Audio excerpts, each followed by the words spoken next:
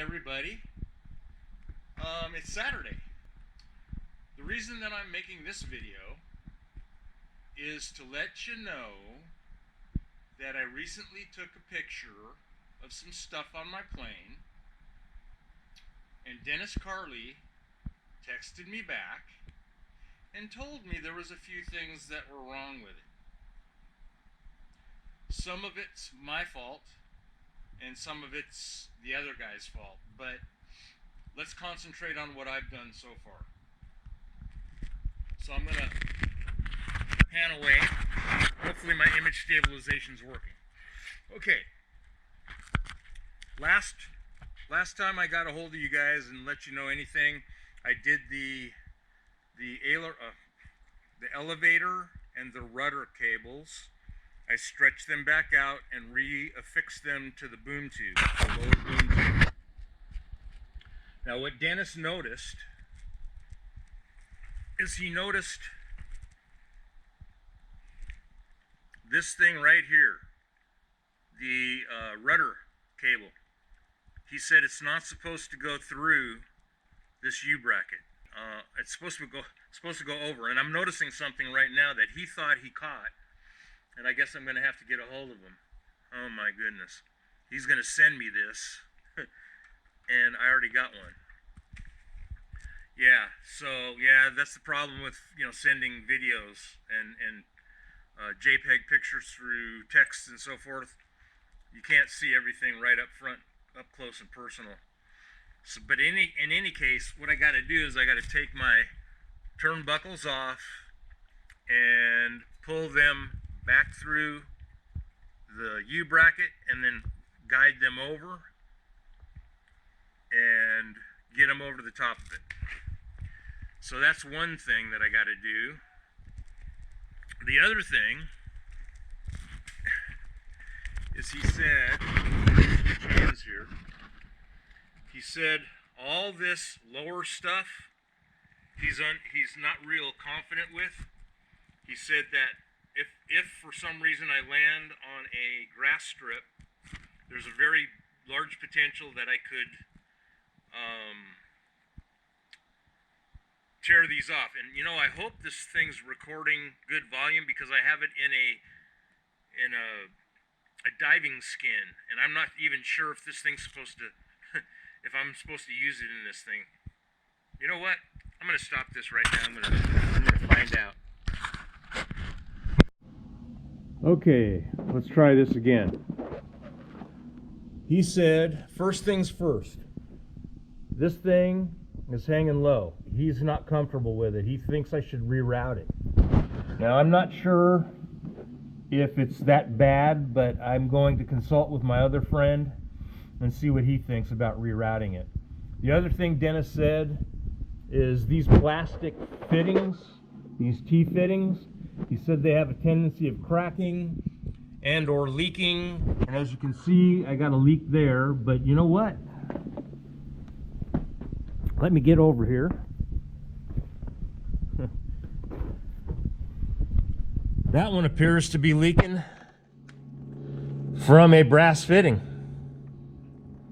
So I'm not exactly sure what to do about that. It might be it's leaking through the tube and the clamp. And so I'm gonna have to deal with that. But yeah, there's a few things I gotta do that he brought to my attention. He also said that this fuel line, he would be more comfortable with it with standoffs like these. That's called standoffs. And or this protective sheathing, the cable wrap. So I may have to take these cable ties off and then cable wrap this whole thing all the way up. The other thing he told me was because I have two fuel pumps and they're both electric, he asked me a question. What happens if my electrical system fails?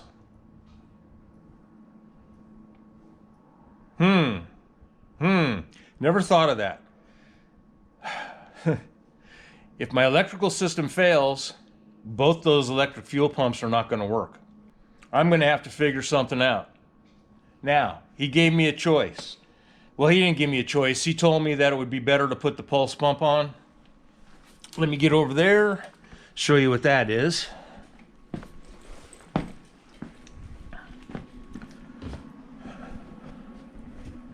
Okay, this is a pulse pump.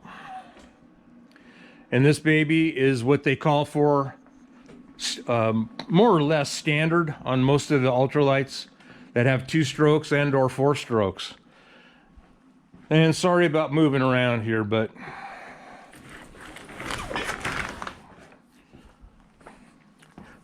generally these things are supposed to go over here. Excuse me, they work off the crankcase internal pressure. So in a form, it is a mechanical pump.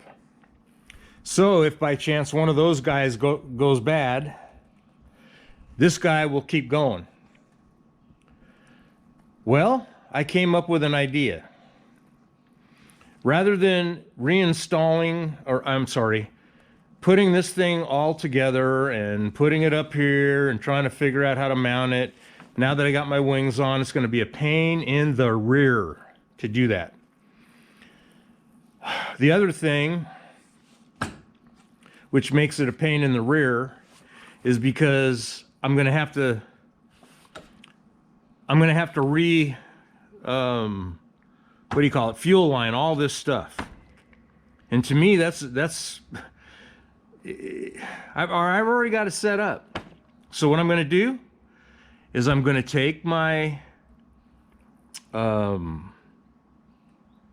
my fuel pumps, I'm going to separate them. And I'm going to put one fuel pump's going to be on the engine battery.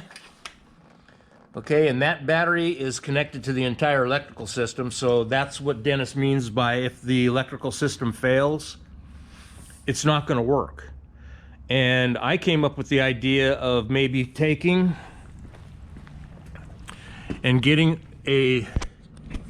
an angle like this, angle piece, putting it down here, and then adding another battery right in here, because I have a small little battery that I can use, and basically isolating one of the pumps strictly for this battery. So if there's a battery here and one of these pumps is dedicated to that battery and it's isolated from the rest of the system, if the system does fail, if the electrical system does fail, I should be able to have the other battery as backup, and all I got to do is flick the other switch and pump number 2 will activate. So it will be redundant. But yeah, when I first ran it by him, well, actually he noticed, because I sent him a picture, like I said. So when he noticed it, he asked me the question, how do you figure you're going to have both those things working if your entire electrical system goes down? Okay, let me move back around to the front of the plane, and then I'll show you what else I did. I'm sorry I'm getting my hands in front of the camera and all that stuff. Okay, that's my landing light for the right side, my landing light for the left side. And let me show you, my switch is up here.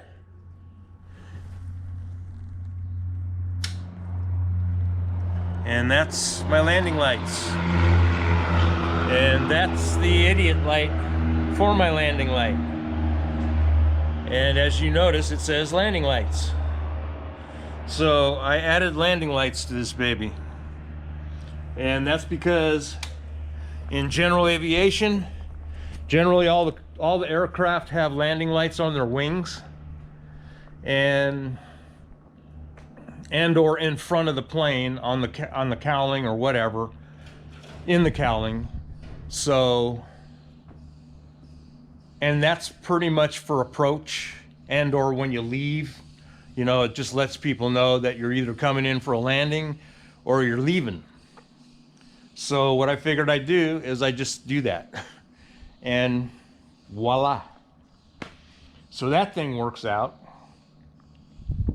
And yeah. So I got, you know, it seems to be always something. My parents used to have an expression, 1 step forward, 2 steps backwards. I think that's how it goes. And that seems to be how it's been going lately. That's why, again, it's taking me 2 years to get this thing together. Because every time I take a step forward, something occurs, and yeah. So anyway, I'm gonna pause this thing for now. I'll come back a little bit later when I got something else to report. Oh, the other thing was, real quick, I got 2 copyright claims, not strikes, but 2 copyright claims on the last 2 videos that I did, because I'm using Tom Petty's Learning to Fly, and I had, I think, in the background on one of my other videos, one of these 2 that the claim was against, I had Pat Benatar Barracuda playing in the background very, very softly, and they picked it up. So in order to stay out of trouble and not go into court and have any lawsuits and all that jazz, I deleted the one and I changed the other one. So the newest one has been changed to some copyright, something YouTube provides. And then the other one didn't. I just zipped it and wiped it out. So I'm going to have my son try to get together with me, and we're going to try to put together another intro with some other music that is not going to cause any problems. But these copyright things are just a bunch of BS, but I understand, and I know I don't want to get in trouble. I don't want to make anybody mad at me. And if I do monetize down the road, I don't want anybody to, you know, file a claim against me that I'm monetizing off their stuff. So anyway, that's the updates. But I'll get back to you when I got something else to report. But for right now, let me switch hands so I can turn this booger off. And I really appreciate you guys watching and you putting up with all my malarkey. And you know, I feel like I keep going back and forth with stuff, but you know, I think Dennis is the one, Carly was the one that told me initially 2 years ago when I first got this Aerolite. He said, Phil, welcome to building airplanes. Need I say more? Okay, you guys, I'll be back.